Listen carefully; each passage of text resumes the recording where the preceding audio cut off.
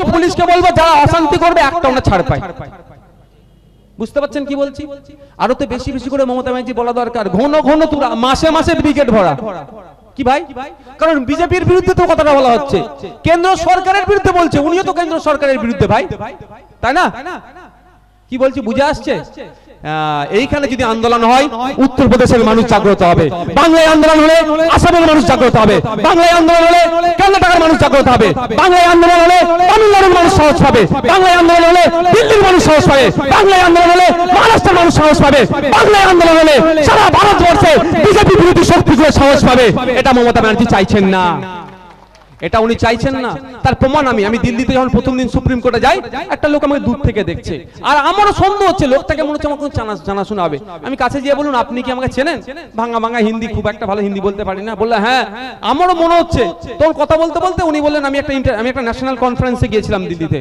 ওই তখন হতে হতে ও তখন বলল মানে আমরা যে কলকাতায় একটা বিশাল র্যালি বার করেছিলাম না, খুব খুশি।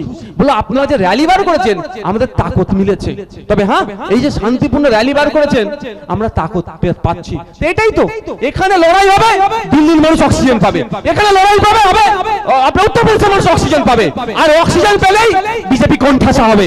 আর দিতে তো চাই না বিজেপি কোণঠাসা হোক। বুঝতে পারছেন? এবার আপনারা ডিসিশন নেন কি করবেন। এরা তো অনেক কথা বলছেন, আমি একটা কথা বলছি। টিপু সুলতানের পরিবারের কবরস্থানের উপরে বিল্ডিং বানিয়ে দিচ্ছে আমাদের রাজ্যে। আমাদের ভাঙড়ের কথা বলছি, পাওয়ার গিল্ডের নামে 3 একর জায়গা ছেড়ে দিয়েছে। আচ্ছা আপনাদের একটা ভয়ঙ্কর কথা বলে যাচ্ছি, আপনাদের যারা কবরস্থান আর মাজার আছে বা মক্তবা যেগুলো আছে আপনারা ফটাফট অনলাইনে সার্চ করে দেখবেন, রেকর্ড নট ফাউন্ড আসছে না তো, একটু দেখে নেবেন আপনারা।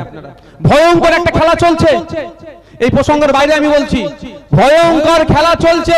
কবরস্থানে যে জায়গাগুলো আছে, এমনি নিজেদের জায়গা দেবেন, প্রায় মাঝে মাঝে চেক করি, অমুক জন আমার নামটা উড়িয়ে দিয়ে বিক্রি করে দিল নাকি, চেক করি না আমরা? কিন্তু চেক করি 6 মাস 3 মাস ছাড়া ছাড়া নতুন নতুন পর্চা তুলি আমরা প্রমাণ রাখার জন্য। আমি ভাই করি, আমাদের যেগুলো আছে করি, কাগজপত্র আমাদের লাগে তো।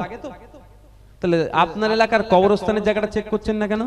খোঁজ নিয়ে দেখেন তো, রেকর্ড নট ফাউন্ড হয়ে যায় না তো।